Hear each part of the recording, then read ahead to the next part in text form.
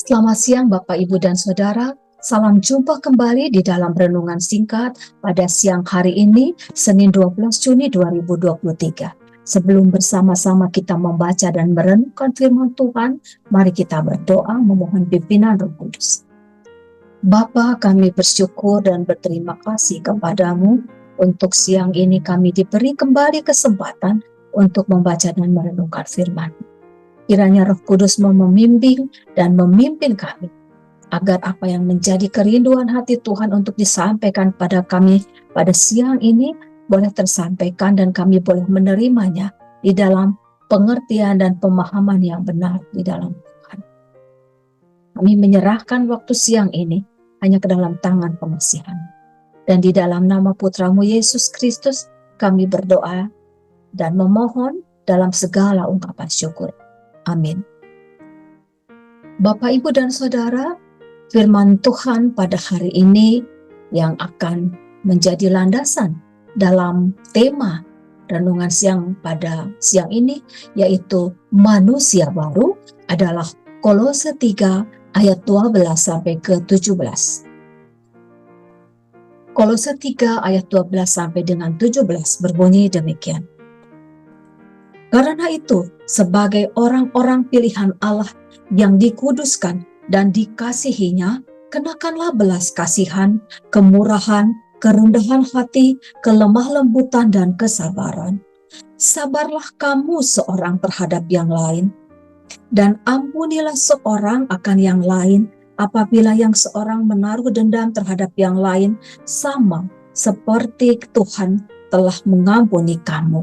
Kamu berbuat jugalah demikian. Dan di atas semuanya itu, kenakanlah kasih sebagai pengikat yang mempersatukan dan menyempurnakan.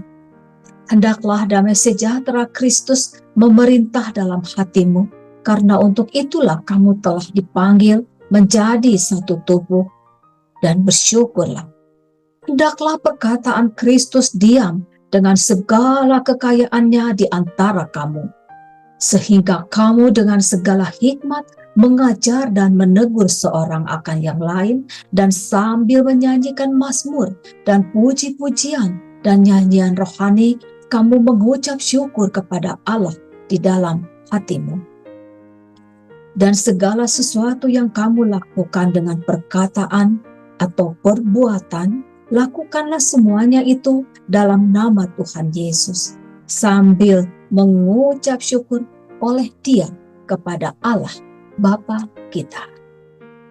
Bapak, Ibu, dan Saudara, firman Tuhan yang kita baca bersama pada siang hari ini merupakan suatu gambaran atas orang-orang yang percaya kepada Yesus Kristus, yang di dalam Roh Kudus mereka dibentuk, mereka diperbaharui dan diubahkan oleh Tuhan. Orang-orang yang percaya kepada Tuhan Yesus dan hidup di dalam Tuhan Yesus pasti mengalami pembaharuan dan akan menjadi manusia baru dan meninggalkan kehidupan duniawinya. Manusia baru bukan berarti kita mengubah segala bentuk fisik kita, segala bentuk jasmani yang kita miliki. Manusia baru berarti kita mengalami perubahan yang akan terjadi di dalam karakter kehidupan yang kita jalani. Kehidupan dan hati yang kita serahkan di dalam pimpinan Roh Kudus pasti akan mengalami perubahan karakter kehidupan. Dengan melalui berbagai macam deraan, berbagai macam hantaman kerasnya kehidupan, kita akan belajar untuk memiliki belas kasihan, kerendahan hati, dan kerelaan untuk mengampuni orang lain.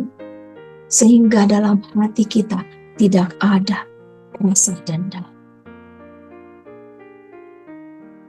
Dalam hati kita penuh dengan hal-hal yang baik. Sehingga bila kita merupakan manusia lama yang mendahulukan emosi dan penuh dengan kemarahan, maka dalam pembentukan menjadi manusia baru, Tuhan akan menolong kita untuk kita belajar bersabar. Bahkan ketika kita memiliki rasa khawatir akan masa depan kita, Roh Kudus akan membimbing kita, dan Tuhan akan menolong kita untuk kita mau belajar bagaimana kita menggantikan rasa khawatir itu dengan damai sejahtera di dalam Tuhan.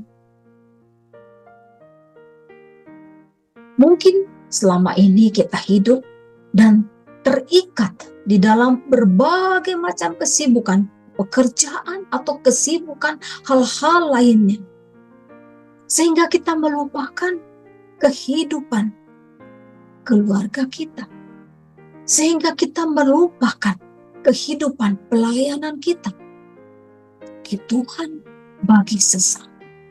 Apa yang sudah kita lakukan? Dengan cinta kasih Tuhan yang begitu besar, apa yang sudah kita balaskan dalam kehidupan kita untuk Tuhan? Bagaimana kita dapat berdaya guna hidup kita ini bagi sesama?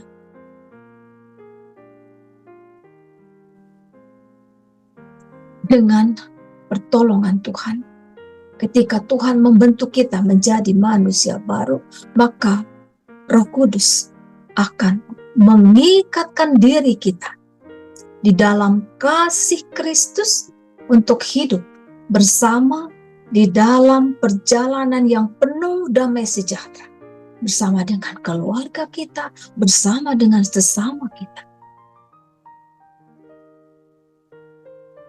Ikatan yang penuh dengan damai sejahtera di dalam Tuhan mengiringi perjalanan kehidupan kita.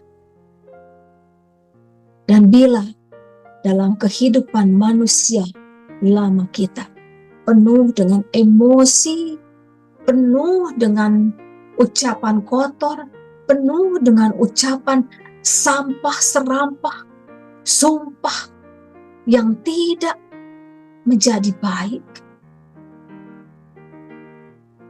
maka sebagai manusia baru, Tuhan akan memperbaharui dan mengubahkan kita dalam bimbingan Roh Kudus dan menggantikan semua perkataan kotor, sumpah serapah, dan segala yang keluar dari mulut kita akan menjadi perkataan yang penuh dengan hikmat. Bahkan perkataan yang mendatangkan berkat bagi sesama kita. Artinya, dalam kehidupan masa lalu kita, manusia lama kita hanya berpusat untuk diri kita sendiri, untuk kepentingan kita sendiri. Maka ketika kita dipilih, ketika kita diubahkan, dan ketika Tuhan memproses kita, maka dalam pimpinan Roh Kudus, Tuhan akan menyingkirkan semuanya dan menggantikan semua pola kehidupan kita akan menjadi kehidupan yang berpusat bagi hormat dan kemuliaan nama Tuhan kita Yesus Kristus. Bapak, Ibu, dan Saudara, tidaklah mudah untuk menjalani kehidupan sebagai manusia. Kita akan menghadapi berbagai macam rintangan dan deraan kehidupan. Kita akan mengalami berbagai macam proses di dalam. Bila kita mengibaratkan bahwa hidup kita memiliki mental baja, dan kita mengibaratkan deraan kehidupan semuanya itu sebagai sebuah palu, maka ketika palu itu menghantam baja, dia akan terus menghantam terus, dan baja ini akan terbentuk menjadi baja yang baik, baja yang dapat dipakai dan berdaya guna. Begitupun dengan kehidupan manusia baru kita. Ketika kita memiliki mental baja dan pencobaan, deraan, dan hantaman kehidupan yang terus memproses kita dengan sebuah palu yang terus-menerus mendera kita, maka kita akan semakin mengikat, semakin dibentuk oleh Tuhan, mengalami proses yang terus-menerus, dan kita menjadi manusia baru yang seturut dengan kehendak Tuhan, manusia baru yang hidup baik dan benar di dalam kebenaran firman Tuhan. Sehingga hidup kita menjadi berguna bagi kemuliaan nama Tuhan dan juga bagi sesama yang ada di sekeliling kita. Sebaliknya, bila mental kehidupan kita ini menjadi seperti cermin ketika mendapat deraan palu, hanya satu kali saja palu itu mendera, maka akan hancur lebur. Dan hidup kita akan terus-menerus berpusat untuk diri kita sendiri. Tidak pernah ada hidup yang baik dan benar di dalam Tuhan. Hidup yang berdaya guna bagi sesama.